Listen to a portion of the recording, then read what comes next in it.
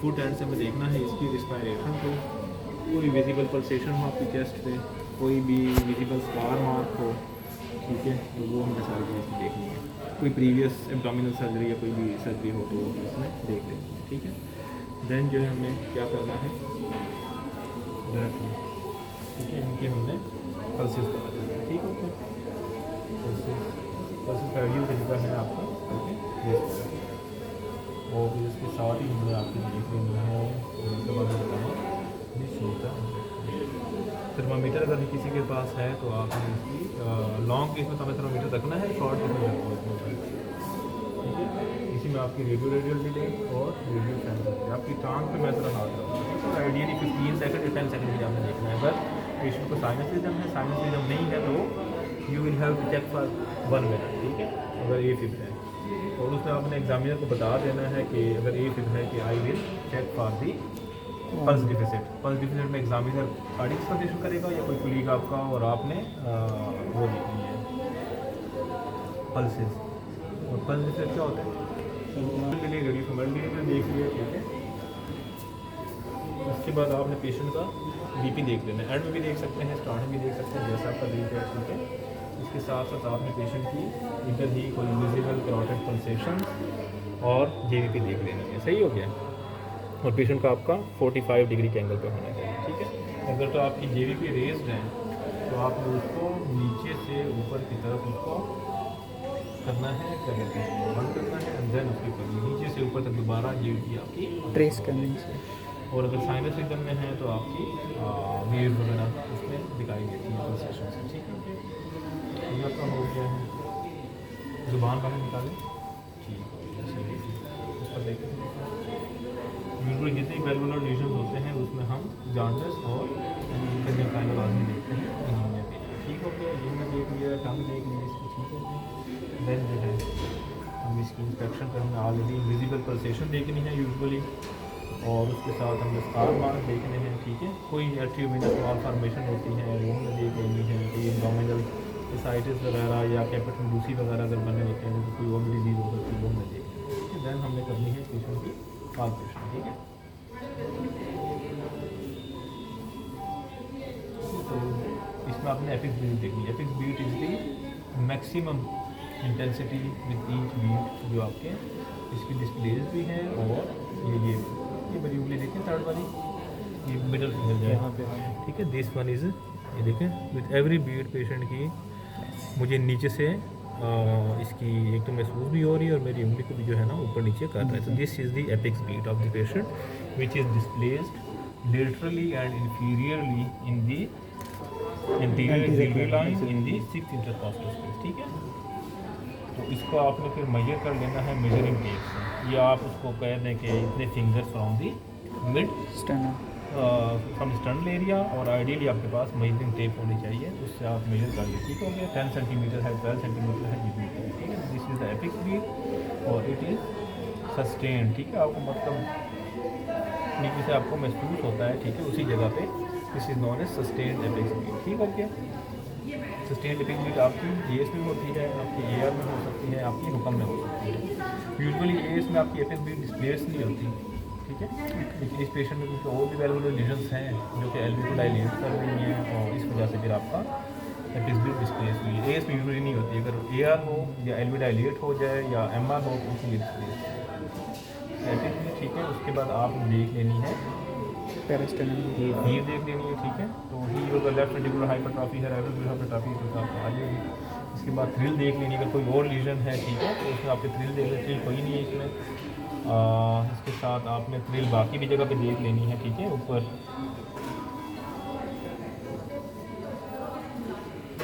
बहुत ज़्यादा फाइंडिंग है इस पेशेंट में, इसकी थ्रिल यहाँ पे आ रही है, ठीक है। एस में थ्रिल आती है, बीएसडी में थ्रिल आती है, ठीक हो गया। और भी वेलवुलर लीजन उसमें भी आ सकती है, बड़ी अच्छी थ्रिल आ रही है पेशेंट, ठीक है।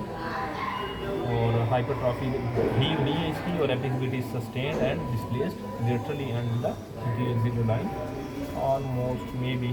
कुछ लोग अपनी उंगली नाप लेते हैं, जो ये बीच में फैलिंग्स है ना, ये 1 सेंटीमीटर है या 1.5 सेंटीमीटर, उससे भी आप कर सकते हैं। आइडियल आपका मेजरिंग टेप होनी चाहिए, ठीक। देन अस्कल्टेशन है, ठीक है। अच्छा, इसके साथ आप बेहतर ये है कि पेशेंट को बता के कि यार मैंने आपकी ना गर्दन पे हाथ लगाना है, पेशेंट माइंड करते हैं, स्पेशली फीमेल पेशेंट। आपने इसकी कैरोटिड पल्सेशन देख लेनी है, ठीक है। तो आप सीधा वो करें, कोई इशू नहीं, ठीक है। यहाँ पे भी इसकी थ्रिल आ रही है कैरोटिड में, ठीक है। और ये वाली देखने एट अ टाइम आपने एक ही देखनी है, सही है।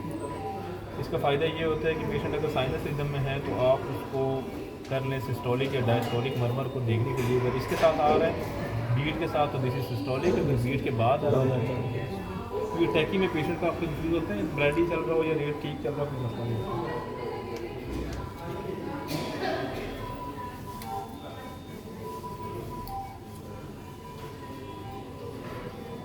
ठीक है, मैं अभी आपकी गर्दन पे हाथ लगाऊंगा, ठीक है। अभी सांस ले लें, लंबा रोक लें, लंबा सांस लेकर रोक लें, लंबा सांस रोकें, निकाल लें, रोक लें, अभी लंबा सांस लें, रोक लें, निकाल कर रोक लें, निकाल लें, रोक लें।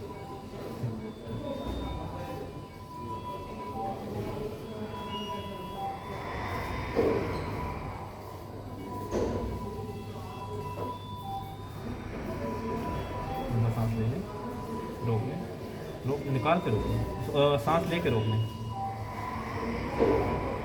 अभी निकालें, रोक लें, सांस ले लें, लेके रोको, सांस ले लें, लंबा लंबा सांस रोको, अभी निकालो, रोको।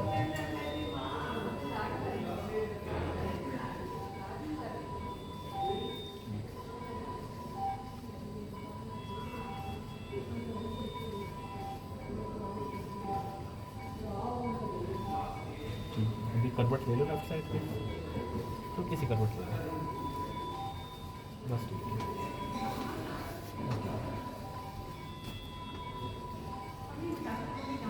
सांस ले लो, रोको, निकाल के रोको, निकालो,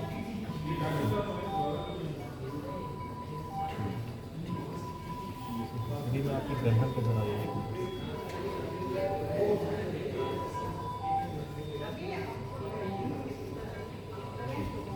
सांस ले लें, रोके, निकाल लें, रोके।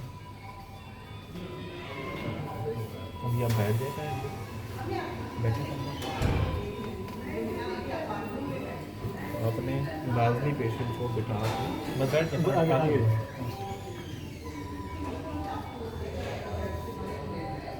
सांस ले लें, रोके, निकाल लें।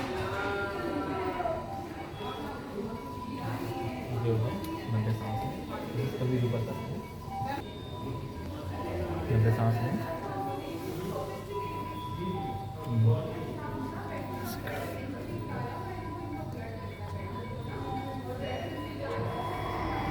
देन जो है आपने सेक्टर एडिमा वो करें, कुछ पेशेंट्स का डिपेंडेंट एडिमा होता है, एंड देन जो है आपका फेडल एडिमा एक मिनट से कर सकते हैं, आप इस भी कर सकते हैं, ठीक है। दोनों से हाथ आप शुरू भी देख सकते हैं, बाहर भी देख सकते हैं, हाथ दिखाएं, ठीक है। वहाँ पे पार्मल एरिथीमा वगैरह या कोई स्वेलिंग वगैरह वो चीज़ें, उसके साथ आपकी वेलवुलर हार्ट डिजीज़ में आपके वास्कुलर नोड्स हो गए, ठीक है, ये आपके जेनेविस लीजन होते हैं। तो इन्फेक्टेड कार्डाइटिस में जॉन्डिस हो सकता है आपका ड्यू टू हेमोलिसिस, सीधा कर लें, स्प्लिटर हेमरेजेस देखनी है आपने, ठीक हो गया, और कोई और इसमें एब्नॉर्मलिटी वगैरह, ठीक है। जज़ाकल्लाह, thank you.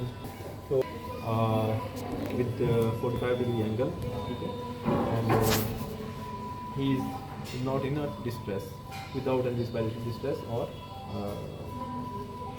Any other, and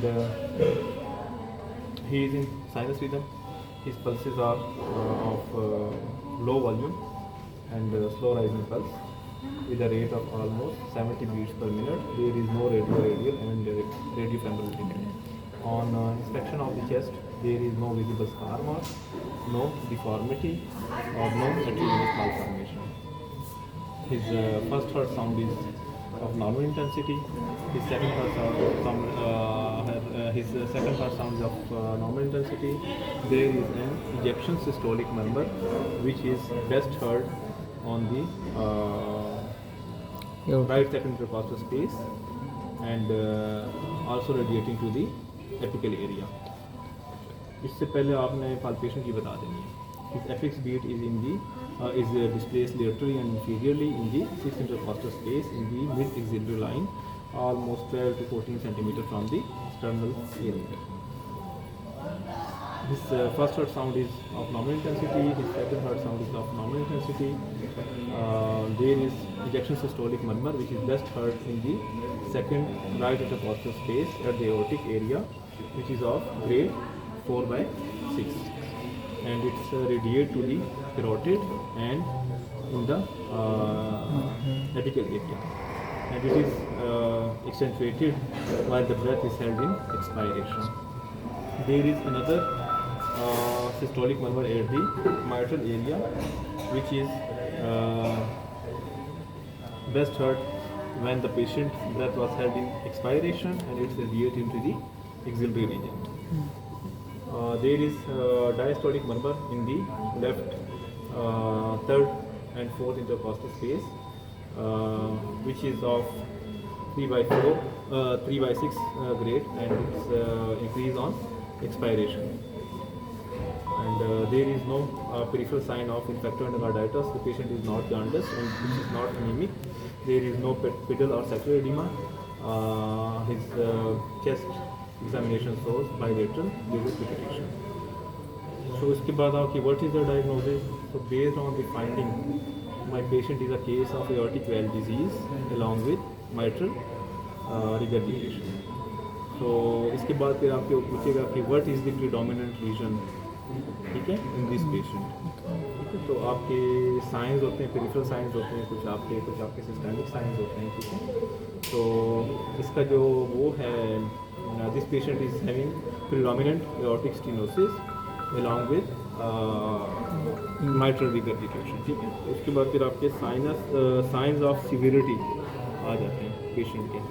तो sign of severity of aortic stenosis is pulse होती है, ठीक हो गया. उसके अलावा जो है आपका नैरो पल्स प्रेशर होता है, वो आपने बीपी चेक किया होगा, रेट पीकिंग ऑफ और increase length of the murmur, ठीक है जी सर. और ये आपके एज के ना वो साइन ऑफ सिविरिटी है.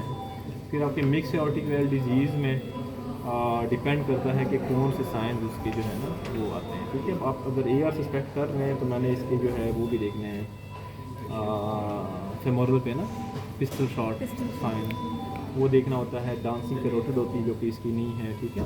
तो डांसिंग कैरोटिड नहीं है, पिस्टल शॉट साइन मैंने देखा नहीं है, लेकिन उससे ऑब्वियसली लग रहा था, लेकिन आपने वो देखनी होती है, ठीक है. एपिक्स बीट इसकी डिस्प्लेस थी. पिस्टल शॉट जो साइन होता है, ठीक है, आपकी उसमें जिस तरह पिस्टल का आवाज़ होती है ना, आप वो करते हैं फायर करते हैं, सेम आवाज़ आपको यहाँ पे ऑस्कुलेशन पे आपको आएगी, ठीक हो गया. डांसिंग कोलैप्सिंग पल्स होती है, वो आप पेशेंट का ना करेंगे, ठीक है. इसको आप ऊपर उठाएंगे, यहाँ पे पेशेंट की पल्स जो है ना बिल्कुल कम हो जाएगी, ठीक है, गायब हो जाएगी. इस पेशेंट की पल्सेस आ रही है. This is not a case of severe AR, it's a case of severe AR. Murmur इसका बड़ा हार्श है, थ्रिल इसकी आ रही है, और 4-5 साइन आपने देख लेने. Narrow pulse pressure, slow rising pulse, और लेट पीकिंग ऑफ मर्मर, और increase length of the murmur. और उसके अलावा सॉफ्ट S2 उसका एओर्टिक कंपोनेंट जो है ना वो सीवियर AS में जो है ना वो सॉफ्ट हो जाता है. These are 5 signs of severe aortic stenosis. तो प्रीडोमिनेंट ऑफ लीजन आपने उस तरह देखनी है कि जिसके साइंस ज़्यादा मौजूद हैं उसी वेल का वो प्रीडोमिनेंट लीजन. अब इसकी मिक्स्ड एओर्टिक वेल डिजीज़ है, तो उसमें जो है हमें एओर्टिक के वो डांसिंग कैरोटिड, अच्छा हेड बॉबिंग भी होती है एओर्टिक रिगर्जिटेशन में, वो भी नहीं है. सीवियर में ज़्यादा वेरी सीवियर AR में होती जाती है. पिस्टल शॉट साइन है आपकी, जो इसको आपको करेंगे ना तो आपकी कैपिलरी पल्सेशन आती है यहाँ पे, इसका नाम बोल के पता नहीं क्या होता है, जो प्रीवियस साइन इसको बोलते हैं, ठीक है. इसके 8-10 साइंस हैं, लेकिन मेन बड़े आपको याद हैं. इसकी एपिक्स बीट फिर आपको पूछेंगे यार इसकी आप कह रहे हो सीवियर एओर्टिक स्टेनोसिस है, इसकी एपिक्स बीट क्यों डिस्प्लेस है. तो there can be 2 or 3 reason. एक तो मिक्स एओर्टिक वेल है, ठीक है, सेकंड ये है कि सीवियर एओर्टिक स्टेनोसिस जब बर्नड आउट एलवी हो जाता है, ठीक है, जो को एक्सेसिव कंट्रैक्शन वो आगे फ्लो जा ही नहीं रहा, तो प्रेशर ओवरलोड की वजह से और वॉल्यूम लोड की वजह से पेशेंट का एलवी डायलेट हो जाता है in the end stage aortic, इसका एंड स्टेज स्टेनोसिस है। एलवी डायलेट होने की वजह से इसकी एपेक्स बीट जो है वो इंफीरियरली एंड लेटर डिस्प्लेस हो रही है। थर्ड इसकी माइट्रल रिगर्जिटेशन एक्सिला में इसका मरमर जा रहा है, ठीक है। तो एलवी जब भी एमआर के साथ भी हाँ एमआर वो उसका एमआर जो है सेकेंडरी है या वो है, लेकिन मुझे सेकेंडरी इसका लग रहा है, एको में मुझे सेकेंडरी लग रहा था, लेकिन इसका एमआर के मरमर भी है, रेडिएट भी कर रहा है इनका एक्सिला, ठीक है, तो उसकी वजह से भी इसका एलवी डायलेट हो सकता है। तो मल्टीपल इसकी रीजंस हैं, ठीक है। तो दिस वो आपसे ये पूछ सकता है कि इसकी स्पेस की। इसके बाद how will you evaluate this patient या how will you investigate this patient starting from the ABC, ठीक है। ABC में आपने क्या करना है, लैब डाटा, रूटीन का लैब डाटा आपने करना है, ठीक है। और इस तरह के पेशेंट हो, बाकी कोई काज नहीं हो एनीमिया की, तो क्या हो सकता है, सीवियर आईडीज माइक्रोएंजियोपैथी, ठीक है। किस वजह से होती है, हेडिस सिंड्रोम, ठीक है। Heyde's HEYDES Heyde's syndrome which is due to the Von Willebrand malfunction of the Van Willebrand factor, and when it passes through the narrowed calcific aortic valve, and due to the shear stress, it breaks, its molecule will break down and it causes the blood loss through the GIT। तो microscopic blood loss होता है, ठीक है, microscopic नहीं होता। Patient नीमे का present करता है, आपको जब आप वेट करते हैं, ठीक है। तो ब्लड CP हो गया आपका, उसके साथ आपके लैब डाटा हो गया, ठीक है। अगर पूरी नेफ्रोपैथी है, हेपेटोपैथी, कंजेशन अगर पेशेंट को फेजर में आया था, पेशेंट के LFTs भी रेंज हो सकते हैं, ठीक है। इसके साथ पेशेंट की क्या कहते हैं, लैब डाटा हो गया। उसके बाद ECG में आपको क्या मिलेगा, आपकी जो ECG होती है ना, उसका वो नैरो होती है, LVS, ओके। वॉल्यूम लोड में ना वो LV डायलेट, और उसमें जो है ना ब्रॉड LV की जो वो है वो कम होता है, और उसमें आपका वो ब्रॉड QRS, ठीक है। Wide QRS। तो ये चीज़ हो सकती है। पेशेंट के आपको जो अगर AS है तो उसमें आपको लेफ्ट बंडल ब्लॉक मिल सकता है, पेशेंट को फर्स्ट डिग्री ब्लॉक आपको मिल सकता है, राइट बंडल ब्लॉक मिल सकते हैं, ठीक है। और these are the prognostic factor, left bundle block, right bundle block और फर्स्ट डिग्री एटिमेटिक ब्लॉक, ये प्रोग्नोसिस को एक्सप्लेन करते हैं इस पेशेंट में, ठीक है। इसके साथ आपने फर्दर इसके बाद क्या करना है, चेस्ट एक्सरे।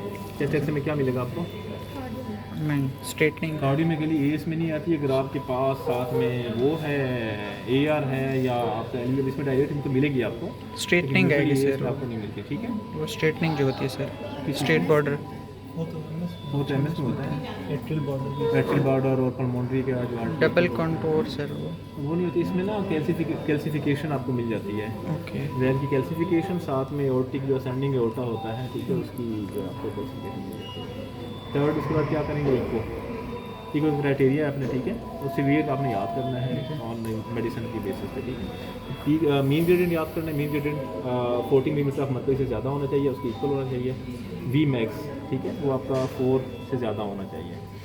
और फिर उसके बाद आपकी एको हो गई। देन जो है इस पेशेंट को किस तरह प्लान करेंगे, इस पेशेंट का सीवियर AS है, तो क्राइटेरिया को पता होना चाहिए। देन जो है प्लान किस तरह करेंगे, पेशेंट की अगर एज, कोई भी पेशेंट हो जिसने किसी भी कार्डिक सर्जरी के लिए जाना हो, वेलुलर सर्जरी है या कोई भी एओर्टिक रिपेयर है, पेशेंट की एज अगर 40 से कम है तो उसमें आपने CT एंजियो कराना होती है, ताकि उसकी सर्जरी के साथ बाईपास भी हो जाए। और अगर पेशेंट की एज 40 से ज़्यादा है तो उस पेशेंट और LV डिस्फंक्शन के साथ उन पेशेंट में फिर हम एंजियोग्राम कराते हैं, सिर्फ एंजियोग्राम। दैन एंजियोग्राफी की बेसिस पे आगे अगर डिजीज़ आती है तो बाईपास भी हो जाते हैं, साथ में वायरस भी हो जाते हैं। तो indication of surgery, ECG findings, echo findings और वो, ठीक है। एको फाइंडिंग में आपको लेफ्ट वेंट्रिकुलर हाइपरट्रॉफी मिल जाती है, और एओर्टिक स्टेनोसिस की जो क्राइटेरिया, माइल्ड मॉडरेट का नहीं याद करना, सीवियर का याद करना। And differentiation between the AS and AR, कौन सा डोमिनेंट है वो देखना है आपने। इस पेशेंट को अगर किसी ने एग्जामिन करना तो बड़ा अच्छा जो है ना इसके मरमर हैं, ठीक है।